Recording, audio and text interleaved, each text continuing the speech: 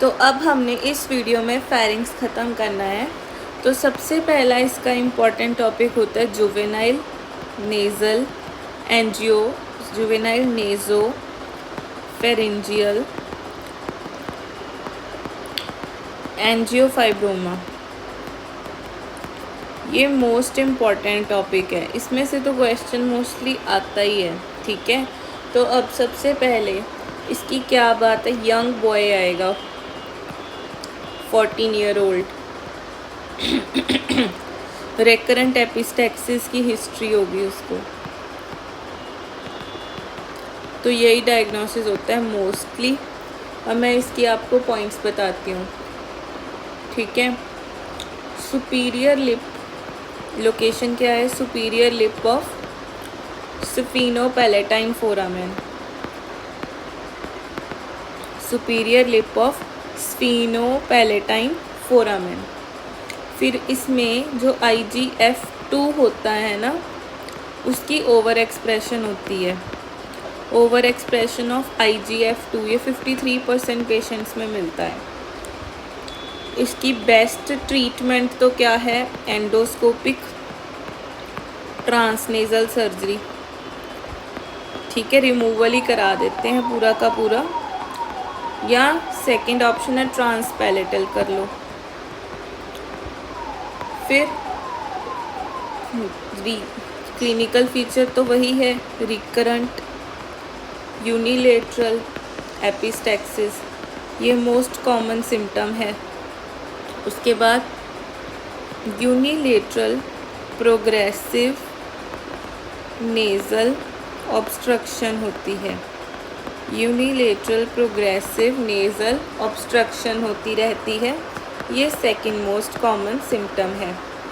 फिर CT पे हमें क्या दिखता है, हॉलमैन मिलर साइन, CT पे हमें दिखता है हॉलमैन मिलर साइन, CECT पे।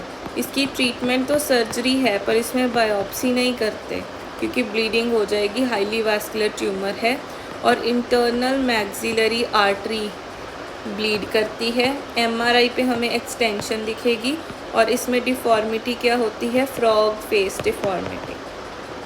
दैट्स इट, बस इतने पॉइंट्स आपको याद रखने हैं, इसी में से क्वेश्चन आएगा मोस्ट लाइकली।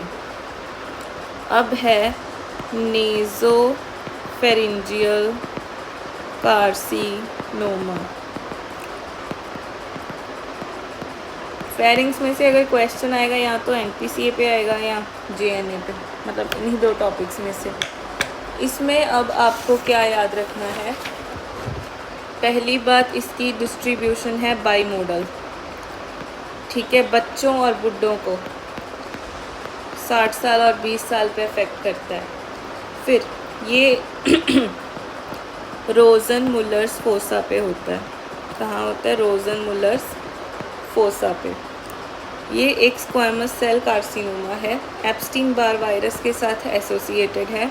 इसकी एक क्लिनिकल फीचर होती है unilateral cervical lymph nodes, unilateral cervical lymph nodes की एनलार्जमेंट, ये इसका एक क्लिनिकल फीचर है। अब इसमें हम ट्रीटमेंट क्या देते हैं, कीमो रेडिएशन। ठीक है, ट्रीटमेंट क्या, रेडियोथेरेपी। इन्वेस्टिगेशन ऑफ चॉइस होती है इसकी MRI। Unilateral lymph nodes involve हैं, चाइनीज़ पॉपुलेशन इन्वॉल्व होती है। अच्छा, अब अगर आपको क्लिनिकल प्रेजेंटेशन दी जाए CSOM की,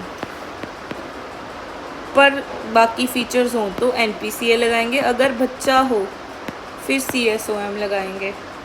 अब एक ट्रायड हैं दो, ट्रॉटर्स और ग्रेडिनिगो। ठीक है, एक है ट्रॉटर्स, एक है ग्रेडिनिगो। जो है ट्रॉटर्स ट्रायड वो तो इसमें ही होता है, NPC में। ठीक है, क्या होता है, 5वीं और 10वीं नर्व इन्वॉल्व होती है, और ग्रेडिनिगोज में पीटरस बोन इन्वॉल्व होता है, 5वीं और 6वीं नर्व इन्वॉल्व होती है। ठीक है, इसमें 5-6, इसमें 5-10। इसकी इन्वेस्टिगेशन ऑफ चॉइस HRCT क्योंकि पीटरस बोन इन्वॉल्व है, और इसकी MRI क्योंकि सॉफ्ट टिश्यू इन्वॉल्व है। अगर मैं आपको बोलूँ जो 9, 10, 11, 12 ये 4 नर्व्स हैं ना, ये आपस में बेस्ट फ्रेंड्स है, इकट्ठी रहती हैं अगर फेरिंग्स में कुछ इन्वॉल्व हो। अब अगर मान लो 7th नर्व इन्वॉल्व है, साथ में 6 इन्वॉल्व है या 8, अगर 8 साथ में इन्वॉल्व है तो इंटरनल एकॉस्टिक मेटस का इशू है या इंटरनल ऑडिटरी कैनाल का, और अगर 6वीं है तो इंट्राक्रेनियल इशू है। अच्छा, अब आगे चलते हैं। अगर मान लो एक मेम्ब्रेन है, ठीक है,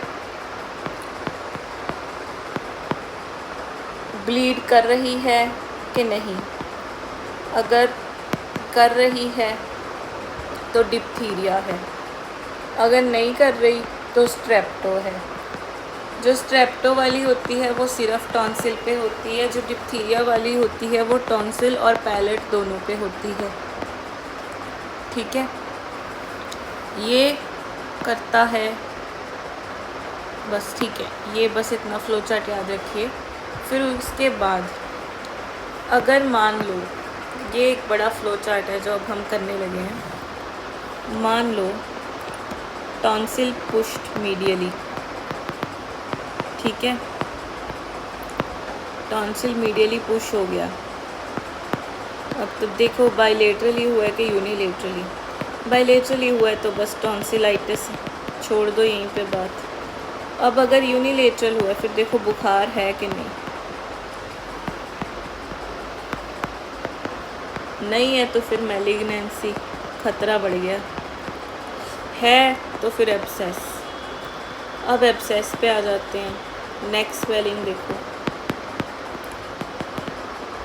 है कि नहीं है तो पैराफेरिंजियल एब्सेस, अगर नहीं है तो पेरिटॉन्सिलर। पैराफेरेंजियल और पेरिटॉन्सिलर एब्सेस, इसको हम बोलते हैं क्विंसी। पेरिटॉन्सिलर एब्सेस को क्या बोलते हैं हम? क्विंसी। पेरिटॉन्सिलर एब्सेस को हम बोलते हैं क्विंसी। तो अब आगे देखते हैं, ठीक है। दोनों की ट्रीटमेंट वैसे इंसीजन एंड ड्रेनेज ही है, पर इसमें पैराफेरेंजियल, चलो मैं आपको बना के दिखाती हूँ पहले, फिर आपको समझ आएगा कि मैं क्या बोल रही हूँ। एब्सेस का ओवरऑल चार्ट। एब्सेस आई, ठीक है, या तो पोस्टीरियर फेरेंजियल वॉल इन्वॉल्व है या फिर लेटरल फेरेंजियल वॉल। अगर लेटरल है फिर वही एक्सटर्नल नेक स्वेलिंग देखो, प्रेजेंट तो पैराफेरेंजियल, एब्सेंट तो पेरिटॉन्सिलर। पोस्टीरियर फेरेंजियल वॉल वाली है अगर डिफ्यूज़ है या लोकलाइज्ड। डिफ्यूज़ है तो प्री वर्टिब्रल, लोकलाइज्ड है तो रेट्रोफेरेंजियल, ठीक है, लोकलाइज्ड है तो रेट्रोफेरेंजियल, डिफ्यूज़ है तो प्री वर्टिब्रल। अब देखो इसमें भी इंसीजन एंड ड्रेनेज देनी है अलोंग पोस्टीरियर सरफेस ऑफ स्टर्नोक्लीडोमेस्टॉइड, पैराफेरेंजियल में अलोंग एंटीरियर सरफेस ऑफ स्टर्नोक्लीडोमेस्टॉइड, इसमें बस IND है, इसमें ATT है ट्रीटमेंट। और जो रेट्रोफेरेंजियल एब्सेस है वो बाइफर्केशन ऑफ ट्रेकिया तक जाएगी, पैराफेरेंजियल हायोइड बोन तक जाएगी, ठीक है। अब अगर आपको ऑरेंज टॉन्सिल्स दिखें तो उसको हम बोलते हैं टेंजियर्स डिसीज़। बात ख़त्म। अब हमने बस एक टॉन्सिलेक्टमी के बारे में पढ़ना है और हमारा फेरिंग्स भी ख़त्म। फिर अब टॉन्सिलेक्टमी में क्या है, एक तो रोज़ पोजीशन चाहिए, ठीक है, बेस्ट पोजीशन होती है रोज़ पोजीशन। उसके अलावा डाइसेक्शन के मेथड को हम बोलते हैं स्नेयर मेथड, ठीक है। स्नेयर मेथड क्या है? डाइसेक्शन का मेथड। और हम एक होती है डायाथर्मी टॉन्सिलेक्टमी।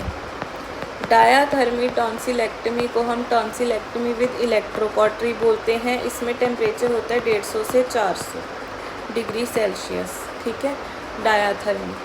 अब उसके अलावा टॉन्सिलेक्टमी में हम क्रायो सर्जरी भी कर सकते हैं। वो किससे करते हैं? कार्बन डाइऑक्साइड या नाइट्रस ऑक्साइड या लिक्विड नाइट्रोजन से और उसका टेम्परेचर कितना होता है -82 से लेके -189 डिग्री सेल्सियस। एक हम इंट्रा कैप्सुलर माइक्रो ब्लीडर भी यूज़ करते हैं, फिर वो अंदर जाके मतलब हम उसको मार देते हैं, ब्लीड माइक्रो डिब्राइड कर देते हैं। इंट्रा कैप्सुलर माइक्रो डिब्राइडर 45 डिग्री का हैंड पीस होता है उसका। एक होता है हार्मोनिक स्कैल्पल। हार्मोनिक स्कैल्पल में 50 से 100 डिग्री का टेम्परेचर जनरेट होता है। ये अल्ट्रासोनिक वाइब्रेशन यूज़ करता है to dissect and coagulate tissues. और एक होता है कोब्लेशन टॉन्सिलेक्टमी, है ना, ये हाइपरट्रॉफिक एरियाज़ को 40 to 80 डिग्री सेल्सियस पे। तो अब हमने क्या क्या 4 डिवाइसेस देखे। देखो, डायाथर्मी टॉन्सिलेक्टमी वाला तो था 150 से 400, ठीक है। क्रायो सर्जरी वाला -82 to -189। इंट्रा कैप्सुलर माइक्रो डिब्राइडर का था ही नहीं। हार्मोनिक स्कैल्पल का 50 से 100 और 40 से 80 था। कोब्लेशन टॉन्सिलेक्टमी का। दैट्स इट गाइस, हमारा फेरिंग्स भी अब ख़त्म हो गया।